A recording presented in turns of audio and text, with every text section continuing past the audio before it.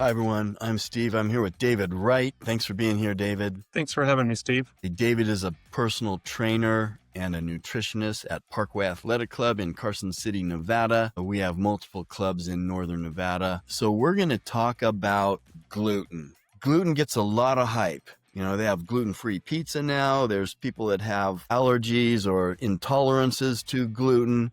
Before we get into that, if you guys want to know more about our weight loss program, you can hit or call the number on the line or on the screen there, or you can hit the QR code and you can go fill out a questionnaire, and then we'll have somebody call you and tell you more about the program. There's also a link in the description. So if you guys want to know more about just fitness, subscribe to the channel. So gluten, David, you hear so much about it. A lot of people have serious problems with gluten. What are your first thoughts? Yeah, so, it does get a kind of a bad rap. And a lot of people do have true sensitivities to it. There's a lot of people that we see here with our hair sensitivity testing that, it's a high percentage of what people are sensitive to. And, people will look and say, well, I need to avoid all gluten. Some people have things like celiac disease, which you definitely need to stay away from any kind of gluten in that, type of situation. But one of the things that people don't quite understand is, well, what is gluten? What is it in? How do I know? It's just a word, gluten, and everything's gluten-free and all these different things. But when you think about it, a lot of the whole foods, if we're eating whole foods, a lot of that does not have any gluten in it. So there is a fairly easy way to stay away from gluten because from my understanding, or what I would normally advise, nobody needs gluten. What you need is you need to be eating whole foods that have nutrition. And we've talked about this a lot on this channel, that, we need to eat the whole foods that have a lot of those nutrition, all those vitamins and minerals we need without all the other junk that comes in processed foods. And that's a lot of times where we find that, or majority of it, gluten. Other sources, because gluten's within things like wheat or rye, barley, those types of grains and things like that. And a lot of times people will have not only gluten intolerance or sensitivity or allergy at a higher level, but also to wheat itself or barley individually as well. So it's just really important that people understand what this hype is about gluten and why it is, because it does typically cause, because you're sensitive or intolerant or worse, it's going to cause a lot of inflammation, a lot of things to happen that you don't want to happen.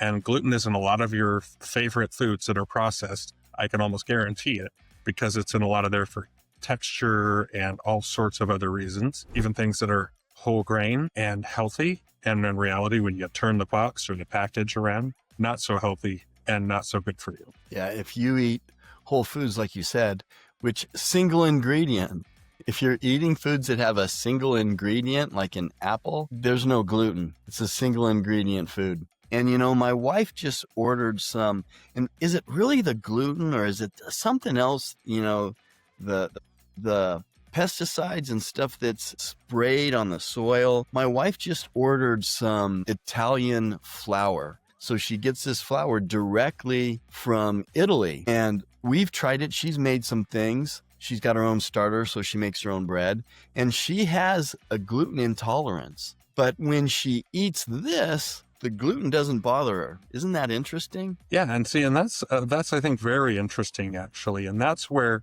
you have to really look at, where is this gluten source coming from? So to your point, a lot of times, because again, we're looking at things like wheat and barley and rye.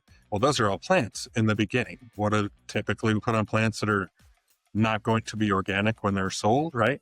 Pesticides to keep bugs and whatever the heck else off of these things. Well, then we're ingesting those things, because it's not like that's all washed off by the time it gets, processed and milled and all the other things that happen to it. So growing in it, it's in there, right?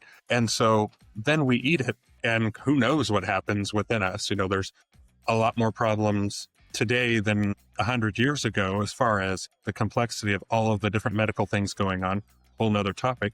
But part of why that is because there is so many chemicals, just, all those different things that they're spraying on the foods and, kind of trying to control one thing, but making other things a heck of a lot worse. So organic is a huge thing because you don't have those pesticides. You don't have that stuff on there. right? And so oftentimes organic's more expensive because they're not able to produce such mass quantities, because they're genetically modified in these mass quantities. They've got all these chemicals on it. So it's cheaper to grow these different things because it's crazy. Organic, they're not going to grow quite as much, and it takes a little more to control some of these issues because you're not using the chemicals. But at the end of the day, you're putting that in your mouth. Your body is ingesting that. So you have to really understand that even if it's more expensive, like say the flour that your wife gets from Italy, more expensive than if I go to Walmart right now and get flour off the shelf, right? But if you can definitely invest in your health, which is the best investment you can do, that's one of those things that's really important. Something just as simple as flour. She's got a gluten intolerance. She can eat this. What does that mean?